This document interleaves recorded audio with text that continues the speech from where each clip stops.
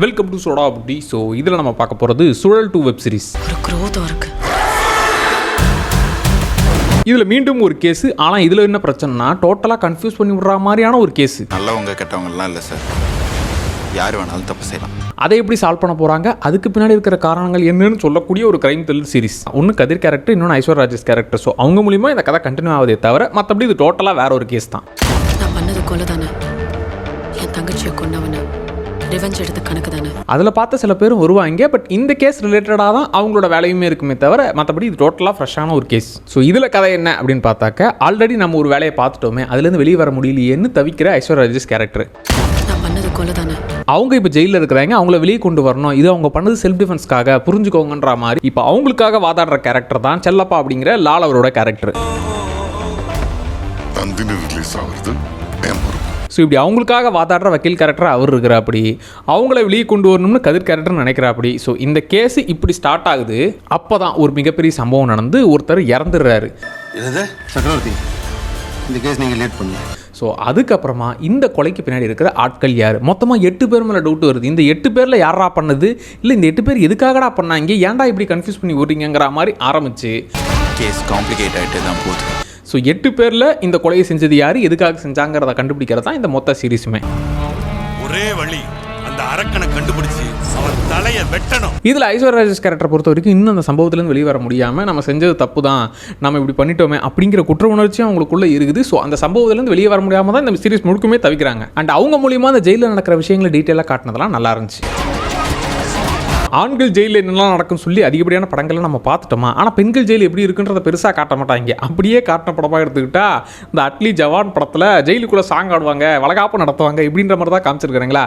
ரியலாக என்னையா நடக்கும் அப்படிங்கிற விஷயத்தை இதில் கொஞ்சம் டீட்டெயிலாக காட்டினது நல்லா இருந்துச்சு. போன சீசனோட ப்ளஸ் இன்னொரு சைடு அப்படியே அந்த திருவிழா போர்ஷனும் நடந்துகிட்டு இருக்கும். அதோட அதே கதையை கொண்டு போகிற மாதிரி சூப்பராக கொண்டு போவாங்க. அதே விஷயங்கள் இதுலையும் இருக்குது.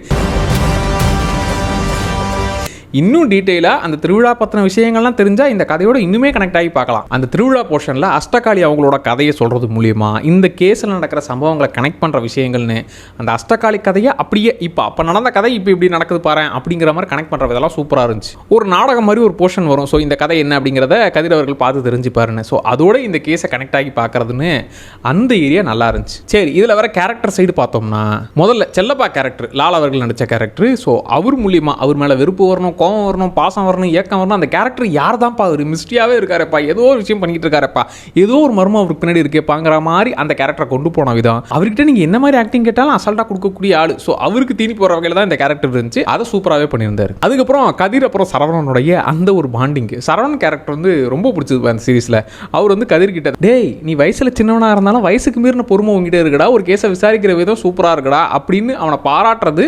அதே டைம் டேய் உன் வயசுக்கு மீறி ஓவராக ஆடுற விஷயங்களை சொல்கிறது மாதிரி நல்லா இருக்கும். முக்கியமாக உன் கண்ணில் இப்படி ஒரு ஃபயர் இருக்குது இல்லை, அதுதான் நான் வேலைக்கு சேரும் போதும் இருந்துச்சு, அது என்கிட்ட போயிடுச்சு, ஆனால் நீ போக விட்டுறாதுன்ற மாதிரி சொல்கிற விஷயங்கள்லாம் நல்லா இருக்கும். சரவணன் கேரக்டர் எனக்கு கதிர் கேரக்டரை விட அந்த கேரக்டர் ஒரு மாதிரி அவர் அசால்ட்டாக பண்ணுறாரா, நல்லா பண்ணியிருந்தார். அப்புறம் ஐஸ்வர்யா ராஜேஷ் கேரக்டர் பெரிய லெவலில் யூஸ் பண்ணியிருக்கலாம். ஸ்டார்டிங்கில் ஓகே அந்த சம்பவத்துலேருந்து இப்படி வெளியே வர போகிறாங்கிற மாதிரி ஸ்டார்ட் ஆச்சு. அவங்க மூலிமா நிறைய விஷயங்கள் தெரிய வந்தது. ஆனால் அந்த கேரக்டர் பெருசாக யூஸ் பண்ணாமல் ரொம்ப கம்மியாக தான் யூஸ் பண்ண ஃபீல். அப்புறம் அந்த 8 பொண்ணுங்க கேரக்டர், ஸோ அவங்க கேரக்டருமே நீட்டாக இருந்துச்சு. முக்கியமாக ஃப்ளாஷ்பேக் போர்ஷனில் ஒரு கேரக்டர். ஸோ அவங்க பண்ண பெர்ஃபார்மன்ஸு அண்ட் அந்த ரோலாவுமே எழுதப்பட்ட விதம், இந்த அஷ்டகாளி கதையோட கனெக்ட் பண்ண விதங்கிற மாதிரி ஏகப்பட்ட விஷயங்கள் அந்த கேரக்டர் மூலிமா சொல்ல வந்தது நல்லா இருந்துச்சு. இந்த சீரிஸை பொறுத்த வரைக்கும் இந்த அஷ்டகாளி கதை இந்த திருவிழா போர்ஷன்லாம் நடக்கும்ல, திருவிழா போர்ஷன்லாம் பெருசாக இன்ட்ரெஸ்டாக இல்லை, டக்குன்னு அந்த கேஸை மட்டும் கவனிக்கிறப்பான்னு அந்த ஏரியாவெல்லாம் ஸ்கிப் பண்ணி கேஸை மட்டும் கவனிச்சிங்கன்னா ஒரு ஓகேவா ஓ இப்படியா அப்படிங்கிற மாதிரி தோணும். அந்த விஷயத்தை இதோட நீங்கள் கனெக்ட் பண்ணி பார்க்கும்போது நல்லா யோசிச்சிருக்காங்களா, நல்லா கனெக்ட் பண்ணாங்கன்ற ஒரு ஃபீலை கொடுக்கும். எஸ், இதுலேயும் எதிர்பார்க்காத ட்விஸ்ட்டுகள், ஏகப்பட்ட சர்ப்ரைஸ் மூமெண்ட், என்னடா இப்படியாடா அப்படிங்கிற மாதிரி ஷாக் ஆக்கிற விஷயங்கள்லாம் இந்த சீரிஸ்லையுமே இருக்கு. இந்த உண்மை வெளியில வந்தா the town will lose its hope. அப்புறம் முக்கியமாக இந்த திருவிழா போர்ஷனை வச்சு இன்னொரு லேயரை சொன்ன மாதிரி, அதே மாதிரி அந்த இடங்களை வச்சு அங்கே இருக்கிற அந்த லொக்கேஷனை வச்சும் கொஞ்சம் சில விஷயங்களை விளையாடி இருப்பாங்க.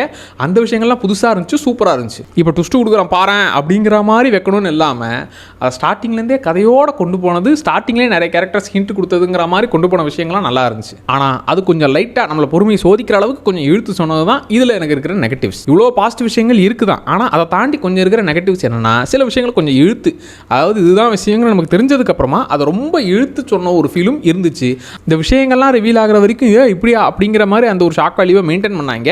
அதுக்கப்புறமா கொஞ்சம் நார்மல் டோனுக்கு மாறின ஒரு ஃபீல் தான். அப்பா பையன் போர்ஷனு, அதுக்கப்புறம் ஜெயிலில் ஏதோ ஒரு புது விஷயத்தை பெருசாக அவங்க கண்டுபிடிக்க போகிறாங்க அப்படிங்கிற மாதிரி கொண்டு போயிட்டு அது நார்மலாக மோடில் மாறினதுங்கிற மாதிரி அந்த ஏரெல்லாம் கொஞ்சம் பொறுமையை சோதிச்சுது. ஆனால் தாராளமாக ட்ரை பண்ணக்கூடிய ஒரு சீரிஸ் தான். ஏன்னா இத்தனை கேரக்டர்ஸ் உங்கள் மனசில் நிற்பாங்க. செல்லப்பா கேரக்டர், இந்த கதிர் சரவணன் அவங்க பாண்டிங்கு, ஃப்ளாஷ்பேக்கில் வர அந்த கேரக்டர், அப்புறம் முக்கியமாக இந்த சம்பவம் ஏன் நடக்குதுங்கிற விஷயம், கூடவே அஷ்டகாளி அந்த கதை. ஸோ இப்படி ஏகப்பட்ட விஷயங்கள் இதில் பாசிட்டிவாக இருக்குது. ஸோ தாராளமாக ட்ரை பண்ணக்கூடிய ஒரு சீரிஸ் தான். இதில் 18+ விஷயங்கள் இருக்கான்னு கேட்டிங்கன்னா ஒரே ஒரு குட்டி சீன் மட்டும் இருக்குது. அதுக்கப்புறம் கெட்ட வார்த்தைகள் கொஞ்சம் நிறைய இடத்துல இருக்குது. வைலன்ஸ் ரொம்ப ரொம்ப கம்மி தான். ஆனால் வர இடம் கொஞ்சம் ஓவராக இருக்கும். ஓவரால் எடுத்துக்கிட்ட ஸ்டோரி, அதில் இத்தனை லேயர்ஸ் மூலிமா சொன்ன விஷயங்கள்லாம் நல்லா இருந்துச்சு.